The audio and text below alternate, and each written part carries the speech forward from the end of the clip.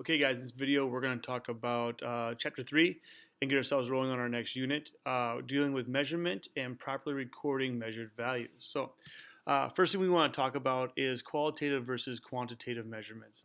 And to do that, we have a few images on the screen for you. The first one is this run here, over here, this little box. And if we had to talk about a qualitative measurement here, we would probably say that this box is red. If we had a quantitative measurement, we'd say it's reflecting 650 nanometer light. Okay, so looking at those two different descriptions, we can start defining these two words. Where qualitative is meaning a quantity, or sorry, is a quality of something. It's a description. It is a non-numerical description of something. This is red. It's got four sides. It has rounded corners. It's a box. Things that can describe it without using numbers. Quantitative is you need to have a numerical value to it somehow, okay? In this case, 650 nanometers of light. It has four sides to it, meaning four would be quantitative now, those kind of things. So down here, if we say the rock is dense, that would just be qualitative. If we say its density is 11.35 grams per milliliter, that would be quantitative. Same thing over here. If we're talking about this guy being short, that's qualitative. 4 feet tall, quantitative. This car is fast, would be qualitative. 205 miles per hour, quantitative. Okay, so that's kind of the first set of terminology that we're going to use as we go into this unit. The idea of being qualitative is something that we've done a lot in the past few weeks in terms of what is being produced, what is going on in these chemical reactions, what is happening, what type of reaction is it, those kind of things. What we're diving into after this unit and after the winter break is going to be the quantitative side of stuff, is basically how much is being produced, how much is going here, and we're starting putting numbers to the stuff we've been working on instead. Another couple of terms that we need to talk about are accuracy versus precision. Okay, those two terms are often used interchangeably in our daily conversations. You know, that's a very accurate person, very precise person, but really their connotations are different. Okay, so if we look at our definitions here, precision is how close a measurement is to the other measurements. Okay, so if you are a precise measure, that means you kind of cluster things really tight together. Okay, so you have lots of your measurements line up with each other. Another way of looking at that is you measure things out to a lower decimal point, meaning that you go 5.3 versus 5.33 versus 5.333, 5.3333333. The further out you go, the more precise that measurement becomes. Okay. Now, accuracy is more about how close your average is of everything you've measured to the right answer. Okay. So precision is about grouping and keeping things the same or together, and accuracy is about actually hitting your target. Okay. If we take a look at these two guys and some data they've collected, we have Bob and we have Frank here. And if we look across, okay, who is more precise? Well, Bob has 5.4, 5.4, 5.3, 5.3, 5.2, and then his average. They both have the same precision in terms of they're both going out to the tenths place with their measurements. However, Bob's grouping is tighter than Frank's because his highest is 5.4, his lowest is 5.2. So he only has a discrepancy there of 0.2 of whatever he's measuring here. Now Frank, again, has the same precision in terms of the decimal point, but he has a high of 5.6, 5.8, and a low of 5.3. So his grouping is wider than Bob's. So he would be less precise here. Now if we go look at the concept of who is more accurate, we really need to have a little bit more information because accuracy is relied upon a known value or what we're expected to see happen. And here we just have data. So until we get some actual information on what the correct value is, in this case 5.58, we can't really determine who's more accurate. So in this case, because we have 5.58, we know that Frank is going to be more accurate because his average comes out to be closer to the correct value than Bob's does. Okay? So in lab, which one's better? Now, if you think about it, you definitely want to be accurate in lab, and you definitely want precision in lab, but is one of them more preferred over the other? Like, can you give one up to get to the other one? And the reality is you try your hardest not to. So it's kind of a trick question in this case where neither one is actually more important. You actually want to get both accomplished. Okay? If you think about it, if you're a very precise measurer and you have very precise measurements and precise results, that's really preferred because your error is going to be smaller and your clusters are going to be very tight, nice and tight. However, if you can't get the right answer, that's not what we're looking for here. Now, if you're accurate, where your average comes out to being better, in terms of matching a known value or kind of a goal or a target, that's great. But if your precision is very poor, your vague those measurements are more vague, and there's a wider range of values. So even though your average might come out to be more accurate, without the precision, those numbers don't have as much validity as they could have if you were more precise. So the overall goal is to be a very precise measurer, and that also creates accuracy at the same time. Okay. Now, as we move through this unit, and actually for the rest of the year, we need to get more comfortable using the science measuring systems. Okay, something that's not new to you guys. You probably call this the metric system, or maybe you've been calling it the metric system. The official term for that actually is the System International, which we would probably call in English the International System of Measurements. Okay. So it is very much like our old metric system, using grams and kilograms and milliliters and liters and that kind of stuff. Let's talk about this system a little bit and why do we use it. Okay, we have the imperial system. It works great. We know what feet are. We know what inches are. We know what ounces are. We know what miles are. The problem with that system is that that's kind of an archaic way of looking at it, and it isn't nearly as efficient as the SI system is. The SI system has some things going for it that the imperial system does not.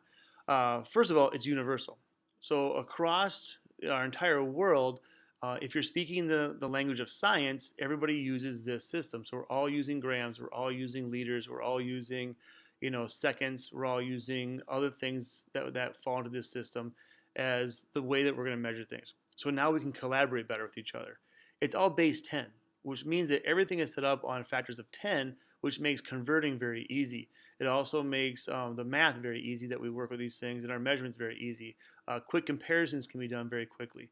So being base 10 is nice. Instead of trying to think, well, gosh, how many feet are in a mile? Is it 5,280 or is it 5,820? I always get those mixed up. You don't need to worry about that kind of stuff with on the SI system because there's 1,000 meters and 1 kilometer. It's exactly 1,000. It's a factor of 10. It's really easy for us to remember our conversions.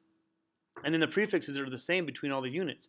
Now this is kind of nice. We don't think about it, but when we measure volume in the imperial system, we have gallons and fluid ounces and pints and quarts. They're all different words.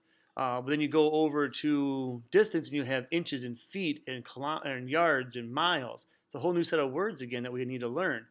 Well, in the SI system, your base word or your root word changes, but the prefixes all stay the same. So if you have a kilometer or you have a kilogram, the kilo prefix means 1,000 in both cases. So you have a kilometer is 1,000 meters. A kilogram is 1,000 grams. So having the same prefixes actually standardizes it and makes it easier for people to remember and learn and process it. Okay, those are two things. So this is definitely what we're going to be using. So we want to review it a little bit. Now in the chemistry world, we have a lot of different base units that we may see or come across in the different things in science. The 4 that are highlighted here are the 4 that you're going to use most often in our class. Okay, mass, time, temperature, and then the amount of a substance. This one may seem a little bit abstract to you guys, calling it the mole, but this is actually probably one of the most important ones that we use in chemistry. When we start dealing with large amounts of atoms inside a chemical reaction, it's really hard for us to count that. So we need to have a unit that allows us to basically find amounts very quickly and very efficiently. That unit is the mole. And we'll teach you more about it later on this trimester. But for now, you need to kind of think that the amount of things is the mole. And of course, mass we're going to use a lot. Time we'll use a lot. Time is in seconds. So we don't really measure in minutes or hours in the scientific community. We measure in like kiloseconds and megaseconds and gigaseconds and microseconds. But everything has a base of seconds on it. Temperatures in kelvins, which is another temperature scale that's very similar to Celsius. And we'll talk more about that later on also. We do measure in length once in a while, but it's probably doesn't really match up to the 4 most common things that we do. One last thing, notice how mass, its base unit is actually the kilogram. It has a prefix on it. They do that because the base unit for mass, we want it to be a bigger value. We want it to have more weight, essentially. So a gram is a very, very tiny amount of mass. It's only 1/454th of a pound. So it takes 454 grams to fit inside a pound of something. So it's a really small amount. It's not really good for practical purposes. So we use the kilogram as our base for that instead, allowing us to measure things in kilograms, and it keeps our number small, essentially what it comes down to. Now, if you take these base units and you start to combine them, we can derive new units, okay? For example, well, how do you get density? Well, density is going to be mass divided by volume, or our kilograms divided by meters cubed, okay? Let's say energy is a joule. Well, joule takes a kilogram times meters squared divided by seconds squared. So it takes all our base units and it combines them together to give us a new unit. Now, within our derived units, these are the ones that we will use this year: density, energy, frequency, pressure, velocity, and volume. Okay? Volume sometimes surprises people that it's a derived unit, but really it is, because to get volumes, you're always measuring like a length times a width times a height, or a radius times a height, or a surface area. You're always doing some type of calculation to get the volume of something. It isn't a base unit, okay, or different things. You are responsible for these, knowing these different base units based off of the quantity that you're dealing with as you kind of move forward, okay? Now, prefixes. It's my opinion, it's my hope that these are not brand new to you, that you have seen these before, that you, in your previous classes, earth science, biology, middle school science, math class possibly, you've worked with some of these prefixes before, so they're not brand new to you, okay? You are responsible for these prefixes here. There are more, but these are the ones that we will use as we go through the rest of this school year. So we need to have all these prefixes down. We have giga, mega, kilo, deci, centi, milli, micro, nano, and pico. Okay. The root or the base of everything is right here along this line. Okay. So if we have grams, let's say. Okay. So if we have grams, it would take 1,000 grams for 1 kilogram. It would take 1,000,000 grams for 1 megagram, and then so forth and so on, okay? So if you want to read this table, you could maybe even put a 1 in front of all these. So for every 1 decigram, we have 0.1 of a gram. For 1 centigram, we have 0.01 of a gram, and so forth. Here are your prefixes, or here are your symbols for that, to show these. The only one that's kind of goofy is this one. This is actually the Greek letter mu. It looks kind of like a U with a kickstand out coming down from the side of it. So keep in mind that when we deal with micro, it's not M, because M is for milli. This is actually a Greek letter for this one. Okay, and of course we show it also in the superscript there if you want to write it out this way in addition. Okay, so you should be able to take any of these prefixes and then convert them to a different unit if you need to. Okay, so that's kind of part of this unit, is being able to convert back and forth between different prefixes, and we'll practice that a little bit too as we move forward, okay? Now, scientific notation is another thing that we need to deal with in terms of our measurements and those kind of things. And to be honest with you, I expect you already be able to do this, okay? To have the prereqs to be in honors chemistry is to have certain math skills already kind of mastered, and one of those is to be able to work in and out of scientific notation, all right? So I'm not going to spend much time on it. If you are not comfortable with scientific notation, there is a separate video lecture that you can look at and watch and to get help with that. Otherwise, I'm going to expect that you guys have scientific notation kind of down and can work in and out of scientific notation as you need to. All right, guys, we're going to stop there, and then we're going to get into this next part in a future video. Thank you.